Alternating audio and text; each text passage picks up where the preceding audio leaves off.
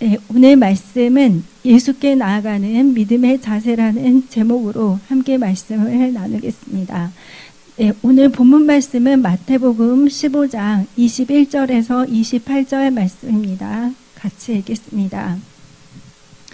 네, 예수께서 거기서 나가사 두로와 시돈 지방으로 들어가시니 가나안 여자 하나가 그 지경에서 나와서 소리질러 이르되 주 다윗의 자손이여 나를 불쌍히 여기소서 내 딸이 흉악하게 귀신 들렸나이다 하되 예수는 한 말씀도 대답하지 아니하시니 제자들이 와서 청하여 말하되 그 여자가 우리 뒤에서 소리를 지르오니 그를 보내소서. 예수께서 대답하여 이르시되 나는 이스라엘 집에 잃어버린 양 외에는 다른 데로 보내심을 받지 아니하였노라 하시니 여자가 와서 예수께 절하며 이르되 주여 저를 도우소서. 대답하여 이르되 자녀의 떡을 취하여 개들에게 던짐이 마땅하지 아니하니라. 여자가 이르되 주여 올소이다마는 개들도 제 주인의 상에서 떨어지는 부스러기를 먹나이다 하니 이에 예수께서 대답하여 이르시되 여자여 내 믿음이 크도다 내 소원대로 되리라 하시니 그때부터 그의 딸이 나으니라. 네, 이 말씀은 많은 분들이 잘 알고 있는 수로보니게 여인에 대한 말씀입니다. 여기서 이제 첫째 줄에 나오고 있는 이 두로와 시돈은 갈릴리 지역, 그러니까 예수님의 주된 사역지였는데 이 갈릴리 지역에서 약 30km 정도 떨어져 있는 곳입니다. 그러니까 지금의 서울을 좀 예를 들어서 설명을 드리면 이 갈릴리가 지금 서울의 강남이다. 이렇게 하면은 두로와 시돈은 고양시. 네, 그러니까 이 갈릴리에서 볼 때는 북서쪽으로 해서 30km 떨어진 곳에 바로 이 두로와 시돈이 있었습니다. 그리고 두로와 시돈은 해안가예요. 그래서 살기도 굉장히 좋은 지역이고 그렇게 있는데 이 두로와 시돈을 포함해서 그 위쪽으로 이렇게 지역을 하나를 묶어가지고 페니키아 지역이라고 했습니다. 그러니까 일산 동구, 일산 서구, 그다음에 덕양구 이렇게 합쳐가지고 고양시라고 하는 것처럼 이렇게 두로와 시돈 포함해서 그 위로 해서 페니키아 지역으로 이렇게 불렀는데 이것을 이제 한글 성경으로 번역을 하다 보니까 페니키아가 수로보니게가 되었죠. 네, 그래서 수로보니게 족속이라고 성경은 나오고 있습니다. 근데 이 두로와 시돈은 사마리아보다도 훨씬 더 이렇게 위로 올라간 지역인데 여기는 단 한 번도 이 이스라엘의 영토가 된 적이 없었던 지역이에요. 그러니까 이스라엘이 가장 영토가 많이 확장되었던 다윗과 솔로몬의 시대에도 이 페니키아 지역은 단 한 번도 이스라엘에 포함이 되지 않는 완전한 이방 지역이었습니다. 네, 그러다 보니까 또 이곳에는 우상숭배도 되게 관영하고 그리고 또 굉장히 안 좋은 풍습들도 많았기 때문에 그래서 이제 유대인들이 사실 사마리아인들조차도 상종을 안 하려고 하는데 이렇게 그 이방인 지역은 더더욱 이제 꺼리는 대상이었겠죠. 네. 근데 이 페니키아 지역에 그 딸을 키우고 있는 한 여인이 있었는데 그녀의 딸이 이제 귀신 들려서 고통을 받고 있었습니다. 그런데 이제 그 지역으로 예수님께서 이렇게 오고 있다는 소식이 여인에게도 들려왔죠. 근데 이제 이 여인이 예수님을 만나기 전에 어떤 말들을 들었었냐면 예수님을 통해서 행해진 많은 놀라운 기적과 이적과 또 복음이 또 이 여인에게까지도 이렇게 들려진 것입니다. 가나안 일대에 그 예수님에 대한 소문이 파다하게 퍼진 거죠. 그래서 누가복음 4장 37절을 보니까 이에 예수의 소문이 그 근처 사방에 퍼지니라 이렇게 말씀하셨습니다. 그러니까 예수님에 대한 이 소문이 가나안을 중심으로 해서 그 일대에 다 이렇게 퍼지게 된 거예요. 그러니까 이제 이 여인도 예수님에 대한 소식을 들었겠죠. 네, 그래서 그 소문을 듣자마자 예수님께 곧바로 이렇게 나왔습니다. 네, 그래서 이제 여인이 예수님께 막 달려가서 이제 예수님께 막 소리를 지르죠. 주 다윗의 자손이여 나를 불쌍히 여기소서 내 딸이 흉악하게 귀신 들렸나이다. 이렇게 외쳤습니다. 예, 이제 이 한 구절이지만 이제 이 말씀을 통해서 우리가 알 수 있는 거는 예전에도 정발 목사님 설교를 해주셨지만 이 여인은 이방인인 여인이 맞았어요. 하지만 예수님에 대한 복음, 그러니까 기쁜 소식을 들은 거죠. 예, 그러면서 이제 예수님을 구세주로 믿은 거예요. 그래서 여인이 뭐 나사렛 예수요, 아니면은 뭐 예수 선생님 이렇게 한 것이 아니라 다윗의 자손 예수님 이렇게 고백을 했는데, 이렇게 다윗의 자손으로서 예수님을 고백을 한 거는 바로 예수님을 메시아로 인정을 한 것입니다. 예, 그래서 구원의 주님으로 기름 부음 받은 메시아 그리스도로 인정하는 신앙의 고백을 여인이 한 것이죠. 예, 근데 이제 예수님의 반응이 좀 심상치가 않으셨죠. 예, 처음에는 뭐 반응이 없다가, 예, 그래도 또 여자가 막 이렇게 소리를 지르고 또 이렇게 기도를 하니까 또 냉정하게 말씀을 하시고, 예, 그렇게 해서 이제 또 그럼에도 불구하고 여인이 계속해서 예수님께 이렇게 매달리니까 예수님 마음이 좀 약해질 만도 한데 이제 더 강한 말씀을 하시죠. 자녀의 떡을 취해서 개들에게 던짐이 마땅치 않다. 예, 그렇게까지 했는데도 불구하고 이 여인은 끝까지 예수님을 향해서 자신을 도우실 분은 예수님밖에 없다는 것을 이제 그 간절한 마음을 가지고 예수님께 나아간 것입니다.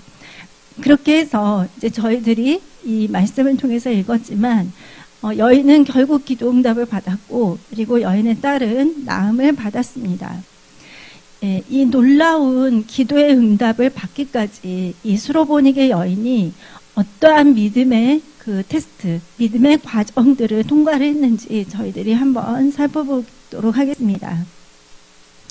예, 첫 번째로 이 수로보니게 여인이 이겨낸 믿음은 바로 무응답의 테스트입니다. 예, 무응답의 테스트. 예, 여인이 예수님을 구세주로 인정하고 신앙을 고백을 했어요. 그리고 나서 이제 자신의 마음의 소원을 예수님께 아뢰었죠. 그런데 예수님은 무반응이셨어요. 예, 마태복음 15장 23절에 보니까 예수는 한 말씀도 대답하니 아니하시니 이렇게 말씀하셨습니다. 예, 분명히 예수를 믿고 그리고 또 자신의 마음의 소원을 예수님께 간절히 아뢰는데 예수님은 처음에는 무응답이셨어요. 예, 저희들도 신앙생활을 할 때 좀 이럴 때가 있습니다. 내가 분명히 하나님 자녀가 되었고 그리고 하나님께 기도를 했는데 아무런 반응이 없는 거예요. 아무런 기도의 응답이 없는 것이죠. 예, 그럴 때 우리는 어떻게 해야 될까? 예, 우리는 그때 그 상황 가운데 하나님의 깊으신 뜻이 있다는 것을 알아야 됩니다. 예, 그것은 여인의 탓도 아니었고 그리고 또 예수님이 능력이 없어서도 아니었어요. 예, 예수님은 그때 이 수로보니게 여인의 믿음을 좀 테스트를 하셨습니다. 그래서 이럴 때 우리가 하나님께 가져야 할 믿음의 자세는 끝까지 예수님을 신뢰하는 것입니다. 예, 기도의 응답이 내가 원하는 때 그리고 내가 원하는 방법 그리고 내가 원하는 우선순위로 이렇게 오는 것이 아니라 하나님의 방법, 하나님의 시간, 하나님의 때에 하나님의 우선순위로 하나님의 주권 가운데 우리에게 응답을 주시는 것입니다. 그래서 분명한 것은 하나님은 전능하시고 또 선하시고 좋으신 분이시기 때문에 하나님의 시간에 반드시 이루어질 것을 믿고 내가 이런 무응답의 시간에도 계속해서 하나님을 신뢰하고 또 내가 예수님께 더 가까이 나아가야 합니다. 예. 절대 낙심하거나 또 그 부정적인 생각을 해서는 안 되겠죠. 그리고 두 번째, 이제 이 여인이 이겨낸 테스트는 주위 사람들과 환경, 그리고 현재 여건으로부터 오는 방해와 비협조의 테스트를 이겨냈습니다. 예, 마태복음 15장 23절에 보니까 제자들이 와서 청하여 말하되 그 여자가 우리 뒤에서 소리를 지르오니 그를 보내소서. 예, 누구보다도 힘들어하는 이 여인을 가장 이렇게 예수님께 가까이 데려가야 할 사람들이 제자들인데 이 제자들이 이제 예수님께 와가지고 저 여자 너무 시끄러우니까 예수님 좀 보내세요. 이렇게 이야기를 한 거죠. 예. 그러니까 어떻게 보면은 믿음의 길을 나아가고자 할 때 옆에 있는 사람들이 가장 많이 이렇게 지원을 해주고 지지를 해주고 해줘야 되는데 여인의 상황에서는 그렇지 않았다는 것입니다. 예. 그래서 우리가 믿음의 길을 가고자 할 때 가장 크게 저항하는 존재는 바로 사단이죠. 예, 사단은 믿는 자들이 하나님께 가까이 나아가는 것을 여러 가지 방법으로 방해를 합니다. 그래서 내가 하나님께 나아가는 이 길에 있어서 뭔가가 방해가 있고 또 비협조적이고 그리고 여러 가지 혼란이 있다 할지라도 우리는 그거에 속지 않아야 됩니다. 예. 그래서 그럴 때는 사실 좀 낙심이 들거나 속상한 마음이 생길 수가 있겠죠. 나는 더 이렇게 잘 해보고자, 신앙생활을 더 잘 해보고자 이렇게 하는데, 왜 내 가족들은, 그리고 내 주위에 있는 사람들은 왜 나를 이렇게 힘들게 하지? 네, 이렇게 생각될 때가 있습니다. 하지만 이제 저희들이, 내가 가진 그 기도 제목이 하나님 영광을 위한 것이고, 그리고 내가 하나님 말씀 안에서 이거를 구하고 있다면, 그리고 이것이 하나님을 기쁘시게 하는 기도라면, 저희들은 절대로 이 기도를 포기하지 않아야 되고 그리고 하나님께 더 가까이 나아가는 것을 절대 포기하지 않아야 됩니다. 이렇게 방해가 있고 비협조가 있고 또 장애물이 있고 저항이 있고 이럴 때 우리는 수로보니게 여인과 같이 끈질긴 믿음을 가지고 예수님께 계속해서 나아가야 됩니다. 사실 이것이 이 불가능을 돌파하는 믿음의 하나의 방법 중에 하나입니다. 그러니까 끈질긴 믿음이죠. 어떤 방해나 장애물 때문에 내가 포기하거나 낙심하는 것이 아니라 계속해서 나는 하나님밖에 나의 도움이 없기 때문에 나는 이거를 이 저항을 이 방해를 그리고 이 장애물을 뚫고 가겠다 이렇게 해서 믿음으로 이거를 돌파를 해야 됩니다. 예수님은 우리의 믿음을 보시거든요. 그리고 이제 세 번째 이 여인이 이겨낸 테스트는 바로 거절의 테스트입니다. 그러니까 여인이 이제 이런 예수님의 무반응 그리고 제자들의 방해 이런 것들을 다 뚫고 그럼에도 불구하고 예수께 나아갔어요. 그랬더니 이제 예수님께서 하신 대답이 마태복음 15장 24절에 예수께서 대답하여 이르시되 나는 이스라엘 집에 잃어버린 양 외에는 다른 데로 보내심을 받지 아니하였노라 하시니. 그러니까 이 예수님의 말씀은 내가 여기 온 거는 너를 도우러 온 것이 아니야. 나는 다른 사람들을 도우러 왔으니까 너는 나와 아무 상관이 없어. 이제 이렇게 말씀을 하신 거예요. 그러니까 어떻게 보면은 이 말씀에는 거절의 뜻이 담겨져 있죠. 너는 아니야. 다른 사람들을 내가 도우러 왔어. 이렇게.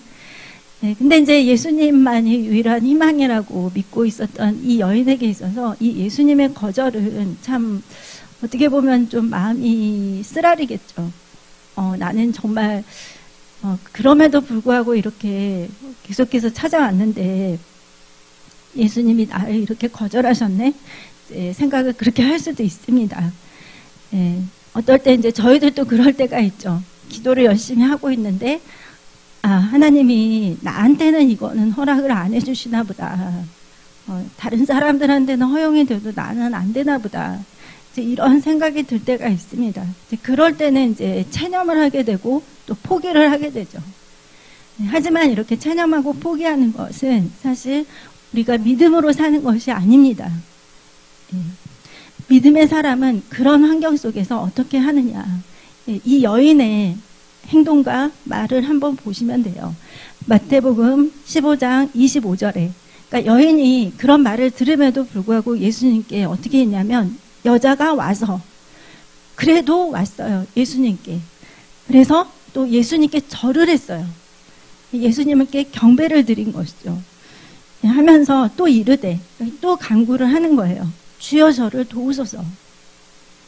그러니까 이렇게 우리에게 낙심과 또 여러 가지 마음이 상하고 체념하고 이런 상황에서 우리가 해야 되는 거는 그래도 불구하고 예수님께 나와서 예수님께 경배와 찬양과 예배를 드리고 그리고 또 계속해서 예수님께 우리의 마음의 소원을 계속 아뢰야 된다는 것입니다. 그것이 바로 돌파의 비결입니다. 근데 많은 사람들이 중간에서 포기를 하죠. 아, 이거는 안 되나 보다. 아, 이거는 절대로 불가능한 것 같대. 이렇게 해서 중간에 포기를 해요. 예수님께 계속 나아가고, 또 그럼에도 불구하고 내가 하나님께 예배드리고 찬양하고 경배하고, 그럼에도 불구하고 내가 또 기도를 하고, 이렇게 하는 것을 많은 사람들이 중간에 이제 포기를 합니다. 하지만 예수님은 예수님께 나오는 자들을 절대 외면하거나 거절하지 않으십니다. 사도행전 17장 27절을 보시겠습니다. 이는 사람으로 혹 하나님을 더듬어 찾아 발견하게 하려 하심이로되 그는 우리 각 사람에게서 멀리 계시지 아니하도다. 우리는 그 스스로 숨어 계신 하나님을 계속해서 더듬어 찾아야 됩니다. 우리가 비록 그것을 이렇게 더듬어서 찾아서 발견하더라도 하나님은 우리 멀리 계시지 않는다고 하셨어요. 그래서 우리는 하나님을 꼭 발견하고 찾아야 됩니다. 그래서 여러분 낙심이 될 때, 더 힘이 들 때, 모든 것들이 포기가 될 때, 그때가 예수님께 나와서 경배드리고 예수님께 우리 마음의 소원을 아릴 때입니다. 그것이 바로 이제 이런 불가능한 상황들을 돌파하는 그 비결입니다. 그리고 네 번째, 이 여인이 또 통과한 믿음의 테스트는 마음을 낮추는 그 테스트를 이겨냈습니다.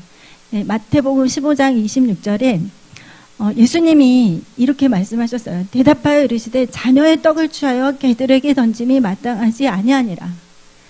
여인이 그 많은 어려움을 뚫고 무응답과 제자들의 방해와 또 예수님의 거절과, 그럼에도 불구하고 그걸 다 뚫고 왔는데 예수님께서 하시는 말씀이 자녀의 떡을 취해서 개들에게 던짐이 마땅하지 않다, 이렇게 말씀을 하신 거예요. 그래서 예수님은 이렇게 말씀하신 거죠. 여인에게 유다인은 내 자녀들이 맞아.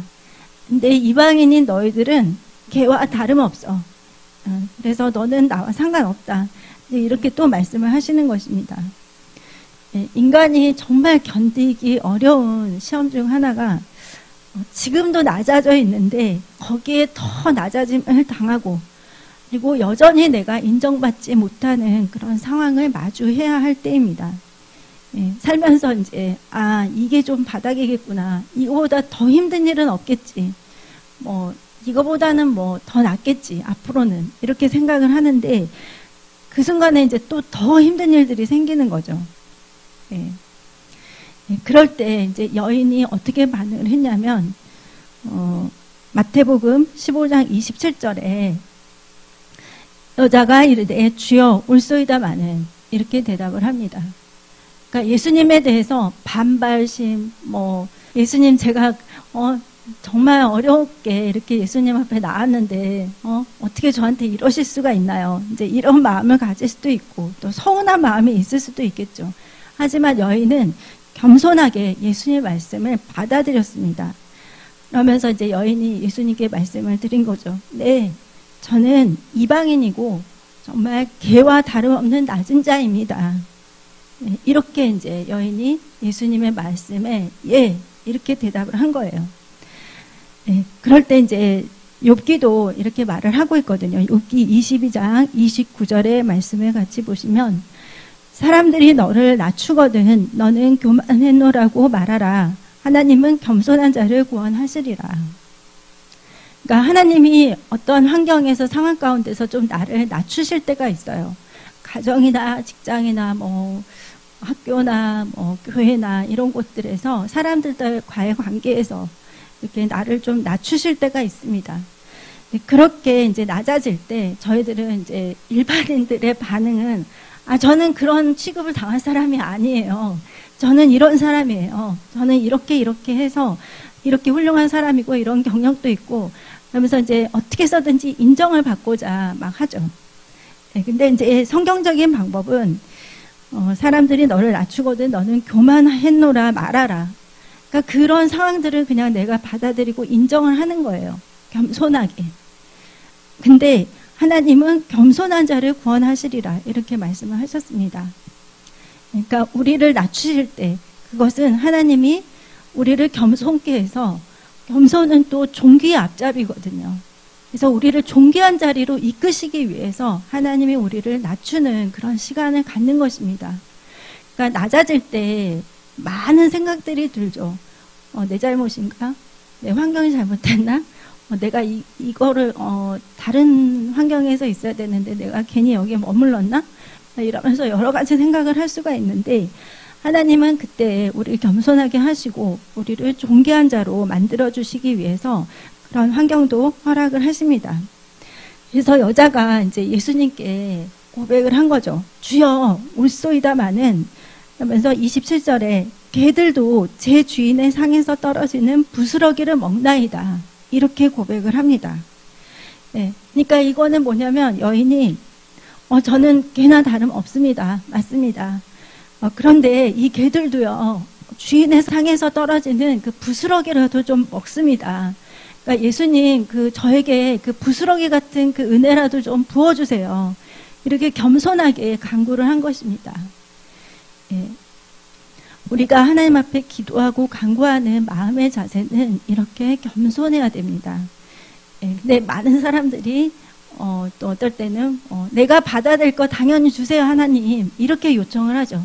하나님 내 거 주세요. 당연히 이거 기도했으니까 주셔야 되는 거 아니에요? 이렇게 이제 당당하게 이렇게 하는데, 이 응답을 받은 수로보니게 여인의 반응을 보면은 굉장히 겸손한 기도를 하나님께 올렸거든요. 그래서 우리는 하나님을 경외하고 겸손한 마음으로 기도를 할 때도 그렇게 간구를 올려야 됩니다. 네, 그럴 때 이제 예수님께서는 마태복음 15장 28절에 이에 예수께서 대답하여 이르시되 여자여 내 믿음이 크도다 내 소원대로 되리라 하시니 그때로부터 그의 딸이 나으니라. 그렇게 냉정하고 거절하시던 예수님이 칭찬을 하셨어요. 여인에게 내 믿음이 정말 크다. 예, 그렇게 말씀하시면서 내 소원대로 되리라 이렇게 말씀을 하셨습니다. 예, 그래서 여러분 이 말씀 속에 한번 여러분을 비춰보십시오.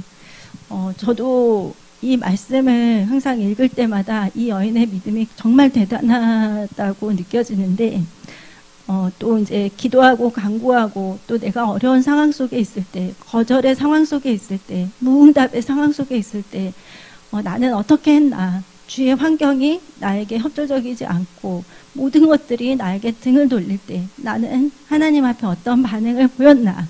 이런 것들을 다시 한번 점검을 해보시면 좋을 것 같습니다. 그래서 여러분 이 수로보니게 여인처럼 예수님께 나올 때는 갈급한 마음으로 나오십시오.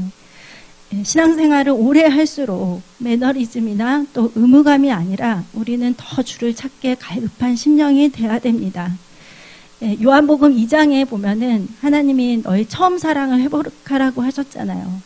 저는 그거에 더해서 우리의 처음 가졌던 그 갈급함을 다시 회복해야 된다고 생각을 합니다. 세상 가운데 있게 되면은 우리를 만족시켜주는 것들이 너무 많아요. 뭔가 이렇게 내가 하나님께 속한 것 이외에도 다른 것들을 통해서도 만족감을 찾으려고 하고 뭔가를 얻으려고 하고 하는데, 우리가 가져야 될 거는 하나님에 대한 갈급함입니다. 그래서 이 수로보니게 여인은 모든 방해와 장애물을 뚫고 예수님께 나아갔습니다. 일반 사람들 같았으면 내가 꼭 그렇게까지 해야 돼? 이제 이렇게 생각할 수도 있겠죠. 그냥 안 하고 말래. 그냥 그건 과감하게 안 할래. 포기할래.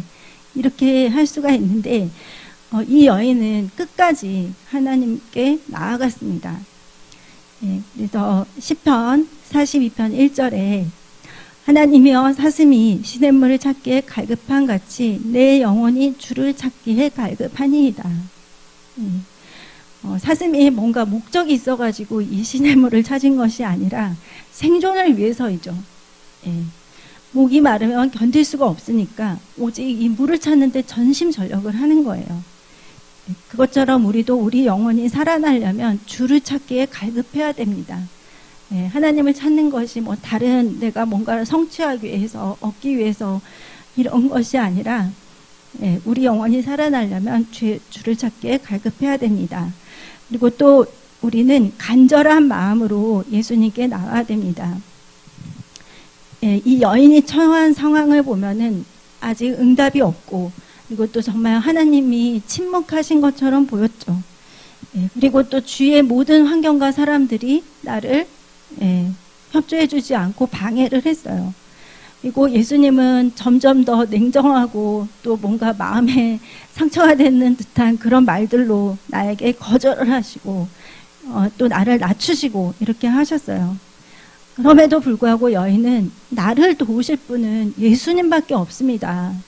이제 이 간절한 마음으로 예수님께 계속해서 나아간 거죠. 그래서 우리가 절실하면 정말 우리의 체면이나 자존심이나 또 여러 가지 방해들도 넉넉히 이겨낼 수가 있습니다. 예, 그리고 이제 마지막으로 우리가 가져야 되는 거는 겸손함으로 예수님께 나와야 됩니다. 예, 여인이 이제 예수님이 너는 개와 다름없다 이렇게 말씀할 때 저는 개와 다름없습니다. 예수님 말씀이 다 맞습니다. 이렇게 고백을 한 것이죠. 예, 그러면서 이제 그 티끌만한 은혜라도 저에게 좀 내려주세요. 이렇게 겸손하게 간구를 했습니다. 예, 우리가 진짜 낮아질 때, 또 자존심이 상할 때, 그리고 또 내 연약함이나 실수하고 마주할 때, 이제 이럴 때 정말 그 마음이 힘들죠. 예, 그리고 또 하나님이 나한테 어떻게 이러실 수가 있을까? 왜 하나님이 다른 사람들은 사랑하는데 나에게는 이렇게 냉정하게 하실까? 이렇게 생각이 될 때도 있습니다. 하지만 하나님은 우리 삶의 주권자이시고 또 어떤 환경에서도 우리가 하나님을 향한 자세는 항상 감사와 찬양이 되어야 합니다. 예, 저희가 그 욥의 모습을 한번 같이 보시면 욥기 1장 21절에 이르되 내가 모태에서 알몸으로 나았사온즉 또한 알몸이 그리로 돌아가올지라 주신 이도 여호와시오 거두신 이도 여호와이시니 여호와의 이름이 찬송을 받으실지어다 하고, 그러니까 모든 소유와 자녀들까지 다 잃은 다음에 욥이 고백했던 이것입니다. 그래서 하나님을 찬양했어요. 그 순간에. 저희들은 이제 나도 욥과 같은 그런 믿음 가질 수 있는데 이렇게 생각을 하지만 정말 여러분을 그 상황 가운데 놓고 보면 나의 모든 소유가 하루아침에 다 사라지고 내 자녀들이 다 죽고 그리고 나를 사랑했던 사람들, 나를 존경한다면서 따랐던 사람들이 하루아침에 다 떠나간 거예요. 나를 또 비방하고 이렇게 그럴 때도 저희들이 하나님께 나아가서 예배하고 하나님께 찬양드리고 또 하나님께 이렇게 기도를 올릴 수 있는지 그런 믿음을 저희들이 다시 한번 점검해 봐야 되겠습니다. 그래서 그 초대교회 성도들도 예수를 믿었기 때문에 다 부자가 되고 형통한 것만은 아니었습니다. 물론 하나님이 주시는 은혜와 축복도 있었지만 또 핍박을 겸하여서 받았거든요. 그럼에도 불구하고 그들은 예배와 감사와 찬양을 그치지 않았습니다. 그래서 세상이 정말 어두워질수록 여러분은 더 예수님께 나아가십시오. 그리고 우리의 마음과 생각에 또 누룩을 심고자 하는 세상 것들이 넘쳐나는 이때에 더 예배와 기도와 말씀에 집중하시고 또 거룩한 믿음의 사람으로 서고자 결단하시기 바랍니다. 여러분 안에 계신 성령께서 여러분을 인도하시고 또 마지막 때 사명 감당하는 믿음의 사람으로 설 수 있도록 도와주실 것입니다.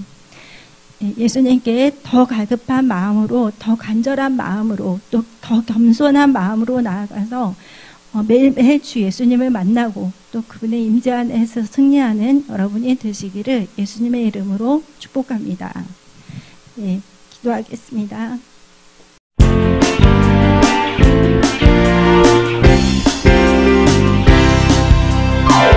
귀신 나 잠잠한 지역다